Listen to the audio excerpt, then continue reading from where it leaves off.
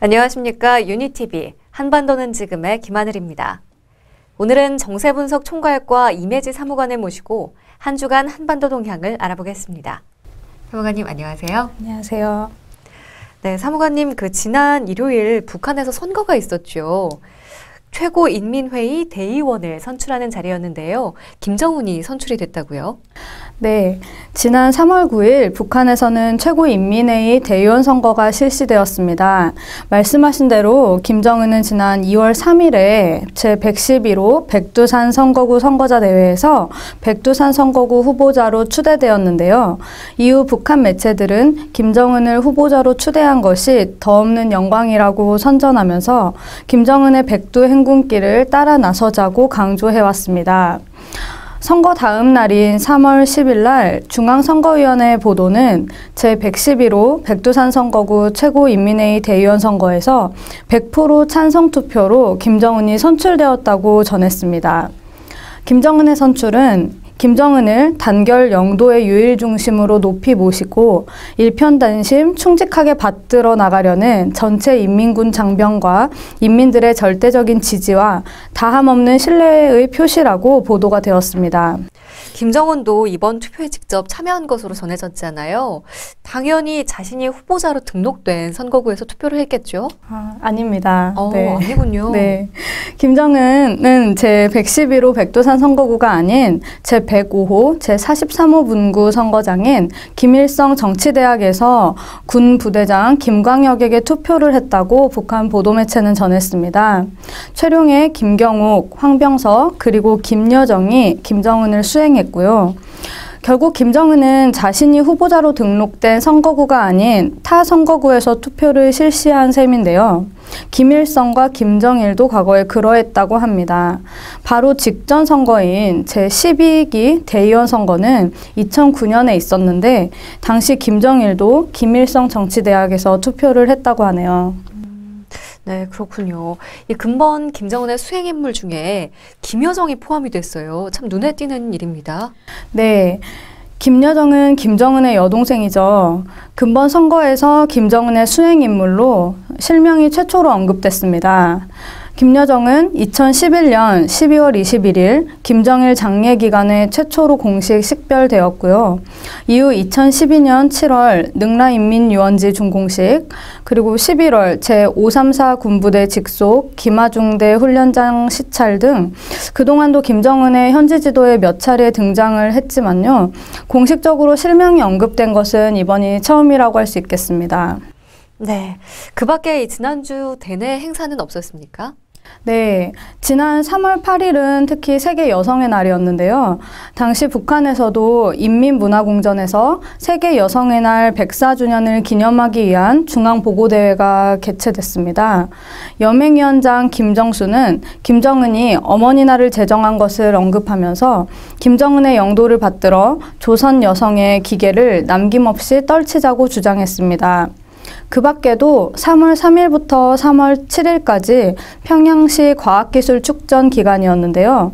이 기간 중에 3월 5일 위성과학거리 착공을 위한 걸기 모임 등이 진행이 되었고요.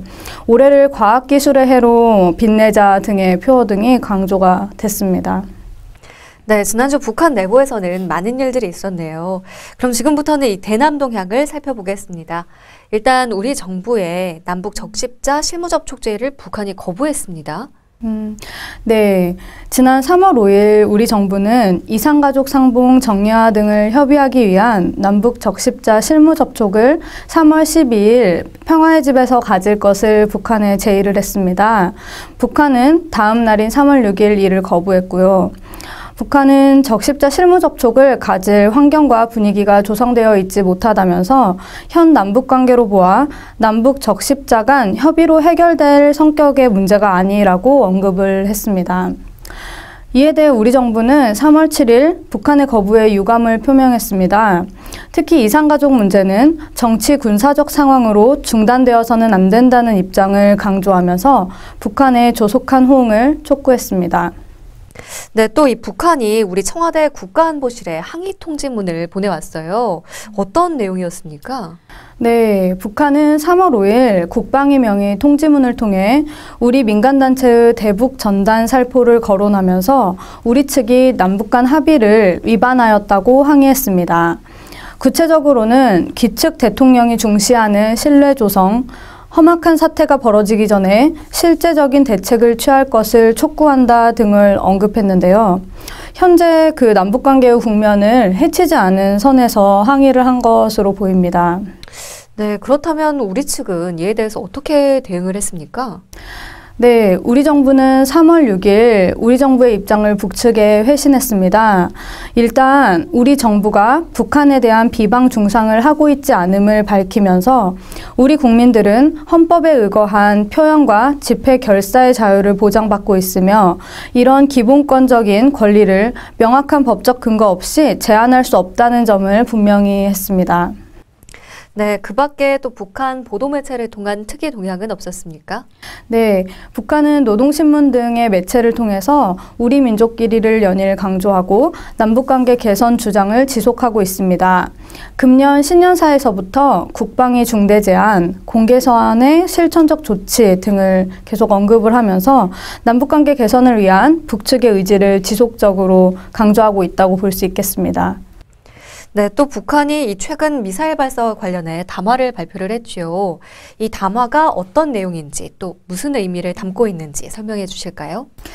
네, 말씀하신 대로 북한은 3월 5일 조선인민군 전략군 대변인 담화를 통해 최근 북한이 단거리 미사일을 발사한 것은 정당한 로켓 발사 훈련이라고 항변했습니다. 이로 인해 지역에 사소한 영향도 주지 않았다고 주장을 하면서 미국과 그 추종 세력들이 이를 구실로 긴장을 격화시키지 말라고 강조했습니다. 인민군 전략군 대변인 명의 담화 형식은 이번에 처음 등장한 것인데요. 최근 북한의 단거리 미사일 발사에 대한 유엔 안보리 제재 등 이렇게 국제사회에서 논의되는 것을 의식한 측면이 있지 않나 생각됩니다. 그렇군요. 이 북한은 최근 금년 이 키 리졸브 훈련과 관련해서도 미국을 집중적으로 비난하고 있잖아요. 어떻습니까, 상황이? 네, 북한은 지난주에도 키리졸브 훈련이나 그 외에도 인권 보고서 그리고 캐리 등 미국 인사의 발언 등 다양한 소재로 대미 비난을 이어갔습니다. 특히 말씀하신 키리졸브 훈련과 관련해서는 미국이 남북관계 개선에 제동을 걸고 있다고 하면서 우리 민족의 화합과 단합을 방해하는 원수라고 비난했습니다. 또한 2013 인권보고서와 관련해서는 보고서 내용을 전면 부인하면서 3월 7일 조선중앙통신사 고발장을 통해 미국이 세계 최대의 인권 유린국이라고 비난했습니다. 네, 그랬군요. 그 외에 다른 동향은 또 없었습니까? 네, 대외적으로 지난주에 북일 적십자 회담이 있었는데요. 북한은 조선신보를 통해 북일 적십자 회담이 3월 4일 중국 심양에서 개최되었고 일본인 유골 문제 등이 그 자리에서 협의되었다고 보도했습니다. 한편 지난 3일 북한에 약 2주가량 억류되어 있었던 호주인 선교사 존 쇼트가 석방됐습니다. 이를 북한의 조선중앙통신은 당일 존 쇼트를 추방하기로 결정했다는 사안을 보도를 하면서 쇼트가 김정일의 생일인 2월 16일 평양의 불교 사찰 참관 기회를 이용해서 종교 선전물을 몰래 뿌린 혐의로 조사를 받았다고 전했습니다. 이어서 쇼트가 자신의 행위가 이제 범죄임을 인정한 뒤 용서를 구했다며 그의 연령을 고려해 추방하기로 결정했다고 전했습니다. 네, 그렇군요. 지금까지 지난주 북한의 동향을 살펴봤습니다. 마지막으로 이번 주 북한 전망 어떻게 보고 계신가요? 네, 일단 대내적으로는 북한에서 최고인민회의 대의원이 선거가 진행된 만큼 선거 결과를 선전하면서 김정은의 유일영도 체계를 확립하려고 할 것으로 보입니다.